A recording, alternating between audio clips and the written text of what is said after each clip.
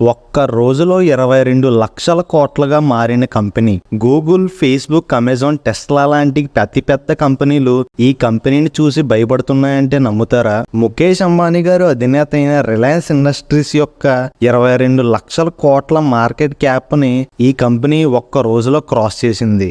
GPU chips manufacturing లో దిగ్గజమైన Nvidia గురించి, దీన్ని స్థాపించిన జెన్సెన్ హువాంగ్ గురించి మనం ఈ వీడియోలో డిస్కస్ చేద్దాం. ఇలాంటి ఇన్ఫర్మేటివ్ వీడియోస్ మీకు ఇంకా కావాలంటే మన ఛానల్ని సబ్స్క్రైబ్ చేసుకుని పక్కనే ఉన్న బెల్ ఐకాన్ని యాక్టివేట్ చేసుకోండి.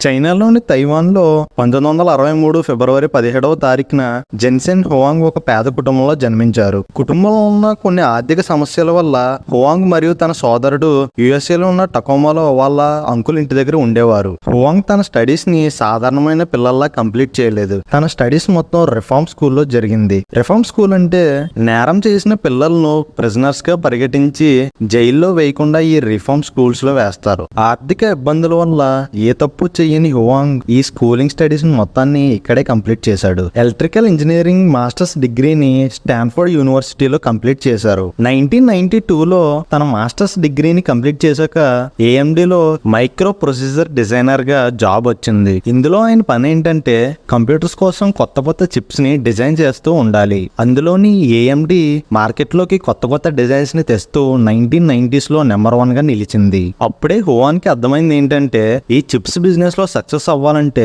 కొత్త టెక్నాలజీస్ చిప్స్ ని మార్కెట్ లోకి లాంచ్ చేయాలని.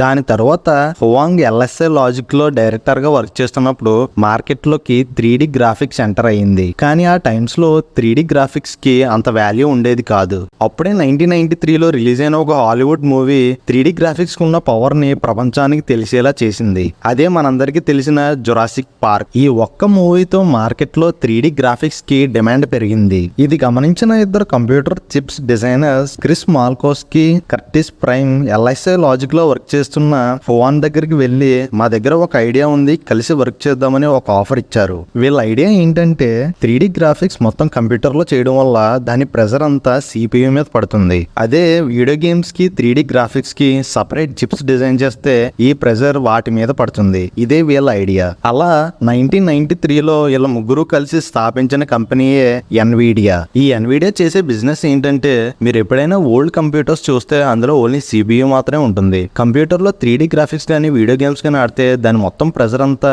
ఈ CPU మీదే పడుతుంది. కనుక ఈ మొత్తం ప్రెజర్ CPU మీద పడటం వల్ల కంప్యూటర్ స్లో అవుతుంది. కనుక ఎన్విడియా చేసింది ఏంటంటే వీడియో గేమ్స్ ఆడుతున్నప్పుడు 3D డిజైనింగ్ చేస్తున్నప్పుడు దాని మొత్తం ప్రెజర్ అంతా సపరేట్ చిప్ మీద పడేలా చేసింది. అదే graphics processing unit GPU. Nvidia చేస్తున్న బిజినెస్ ఈ GPU chips manufacturing.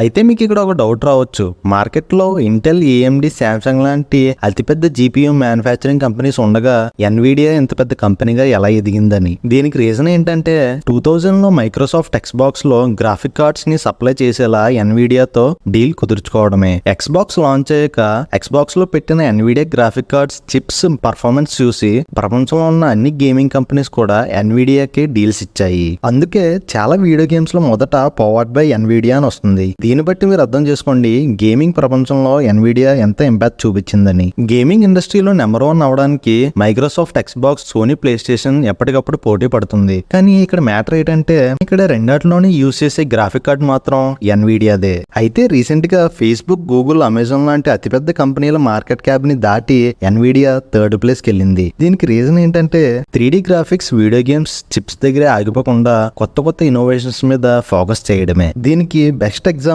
Crypto mining చేయాలన్నా, బ్లాక్ చైన్ ని యూజ్ చేయాలన్నా పవర్ఫుల్ కంప్యూటర్స్ కావాలి. ఈ కంపెనీస్ అన్నిటికీ ఎన్విడియానే చిప్స్ ప్రొవైడ్ చేసింది. క్రిప్టో మైనింగ్ కి చాలా హెల్ప్ చేసింది. ఇది అప్పటి మాట. కానీ ఇప్పుడు AI వరల్డ్ లో మన ChatGPTకి ఎన్నో ఆర్టిఫిషియల్ ఇంటెలిజెన్స్ కంపెనీస్ కి పవర్ఫుల్ GPUs ని ఎన్విడియా ప్రొవైడ్ చేస్తుంది. ఇలా AI ని డెవలప్ చేస్తున్న మైక్రోసాఫ్ట్, గూగుల్, ఫేస్బుక్ లాంటి కంపెనీల డీల్స్ అన్ని ఎన్విడియా దగ్గరే ఉన్నాయి. అందుకే రీసెంట్ గా ఫేస్బుక్, అమెజాన్, గూగుల్ లాంటి అతిపెద్ద కంపెనీలు దాటి 3rd లార్జెస్ట్ మార్కెట్ క్యాపిటల్ ఉన్న కంపెనీగా ఎదిగింది.